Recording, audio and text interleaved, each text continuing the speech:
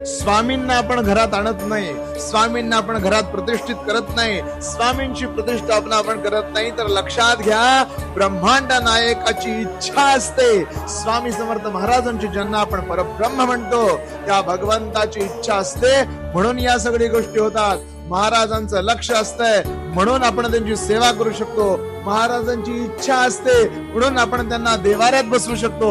महाराजांची इच्छा असते म्हणून आपण नित्य सेवा करू शकतो. लक्षात घ्या ब्रह्मांड नायकाने ठरवलंय की कोण माझा भक्त होणार. ब्रह्मांड नायकाने ठरवलंय की कुणाचा उद्धार होणार, म्हणून आणि म्हणूनच आपल्याकडून या सेवा घडतात. लक्षात घ्या करता करविता देता न्याय करता सगळं स्वामी स्वामी स्वामी आहे. महाराजांनी ठरवलंय म्हणून सेवा करतोय. हे वाक्य आयुष्यभर डोक्यात ठेवा. कधीही गर्व, कधी ईर्ष्या, कधी दंभ मनात येऊन स्वतःची सेवा वाया जाणार नाही. श्री स्वामी.